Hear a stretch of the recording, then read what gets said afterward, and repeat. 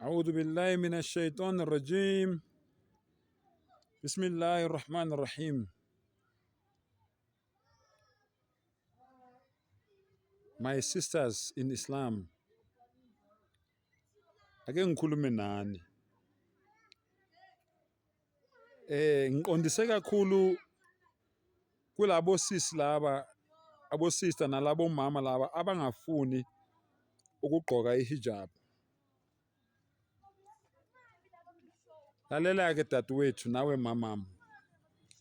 Uma ngabe ugqoka ihijab awenzeli ukujabulisa abanye abantu, kodwa wenzela ukujabulisa umenzi wakho. Njengoba ngila angizange ukuzokujaja, ngizokukhumbuza nje ukuthi ngelinye ilanga uzowushiya lo mhlaba, and uma ngabe ushiya lo mhlaba, lokugqoka kwakho ihijab, ukugqoka kwakho isikhafu uvala inwele zakho, ugqoka kwakho amaroka amade, uhloniphe umzimba wakho, akusho mina, kusho umdali wakho kwiQuran, kusho umenzi wakho kwiQuran. Kuzokusiza lokho mntana sekhaya noma mamami uma ngabe ufika ethuneni. Ungabuveza ubuhle bakho, ushilo umdali wathi ubuso ungabuveza, kodwa inwele zakho ungazivezi, azibone umyeni wakho kuphela.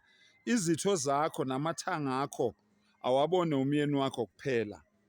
Lokho enikuvezayo nithi cleavage, nifaka ama-necklace bese niveza amabele. Umdali akayifuni leyo nto leyo kumuntu wesimame othi usaba umdali oyimuslim.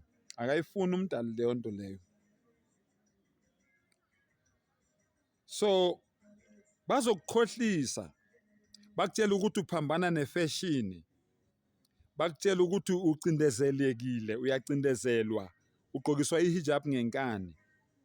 Ubatshele mntana sekhaya, ubatshele mamami ukuthi I am proud ngoba umzimba wami waziwa umyeni wami kuphela. Umzimba wami waziwa umndeni wami kuphela. Awaziwa yilo lonke uquqaba lolu olugcwele emhlabeni. Siyazi ukuthi njengoba nigqoka ihijab, banibona niyiphukuphuku, bayanibhuqa, bayanspayitha. Siyazazi zonke lezi zinto lezo. Abelungu abathe abantu besimame uma ngabe begqoka ihijab bayacindezelwa. Kusho abelungu lokho. Akuwona umthetho wesintu loyo, nani niyakwazi. Abelungu abasho kanjalo basebenenzela le fashion le abayifundiswe uSathane ukuthi kumele ukuthi bayiyenze kanjani. Wena ke mfowethu abakutshela ukuthi hijab oppression, batshela ukuthi as long oppressor umdalo wami, alhamdulillah. You're right. So my sister, njengoba ngilana ke ngizokukhumbuza ngempela ukuthi ungalinge uvezele abanye abantu ongewona umndeni wakho nabo abangewona umndeni wakho, umzimba wakho. Umdali akakufuni lokho, uzehlisa wena isithunzi. Ihijab ukugqoka kahle kubuyisa isithunzi somuntu wesimame simenze ahlonipheke. Nawe ufakazi wami ukuthi mangabe ugqoka ihijab abekho abafana abancane noma obhuti abazoloku bekushayela amakhwela, ngoba nje ihijab ivela ikunikeza isithunzi, babone vele ukuthi lo umkamuntu noma ungakashadi, kodwa mawugqoka ihijab babona nje ngathi wena umkamuntu. Yayibona lento le ngishilo ngathi angizanga ukuzokujaja. Khumbula ke ukuthi njengoba wena ugqoke ihijab awenzeli ukujabulisa omunye umuntu, kodwa wenzela ukujabulisa umdali wakho, ngoba lolo usiko lwethu thina bantu abamnyama. Abelungu bengakafiki ezweni lakithi, thina abantu abamnyama sasigqoka thina sizihloniphe. Injalo.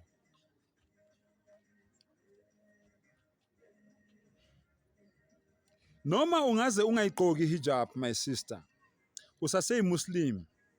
Yazi ngibe inhliziyo yami ibe buhlungu ngibona umntwana oconfessile ku social media wathi yena uzalwa uimam, umuntu ongumholi ethempelini emasjid, kodwa akafuni ukugqoka ihijab. And wathi ubaba wami uyangitshela ngehijab, hayi ukuthi angimuzi, ubaba uyangitshela ngehijab. kodwa nje mina akukafiki ukuthi ngiyigqoke waze wakhotha ihadith. Subhanallah, nifunde kakhulu man.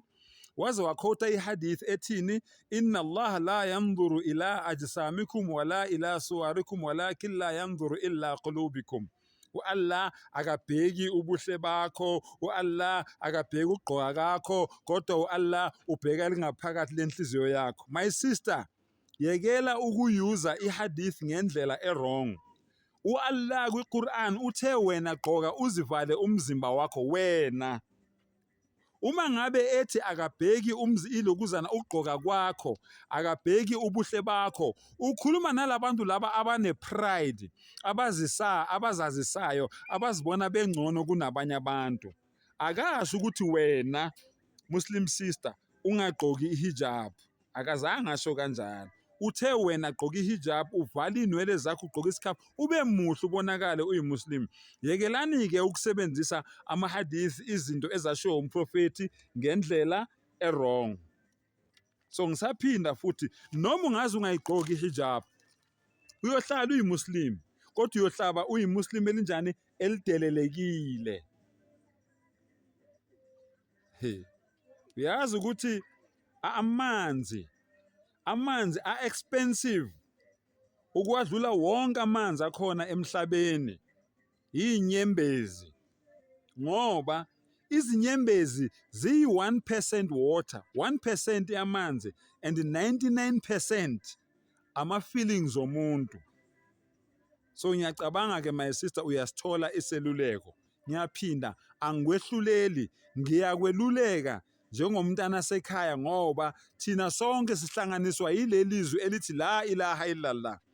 Njengoba wena uyirecite ikalima la ilaha illallah Muhammadur Rasulullah, udadewethu, uma wami, ugogo wami, ngiyakusiza-ke, ngiyakukhumbuza ukuthi uthini umdali, kumele wena uwumuntu wesimame uziphathe kanjani, ugqoke kanjani njengomuntu wesimame oyimuslim. Sengathi umdali angasipha amandla ukuthi mangabe sikhala ngale inyembezi, si-expressa ngazo ama-feelings, sibe sikhala inyembezi zenjabulo ukuthi sinqobile ngoba umdala ujabulile ngathi. Wa akhiru dawana anilhamdulillahi rabbil alamin.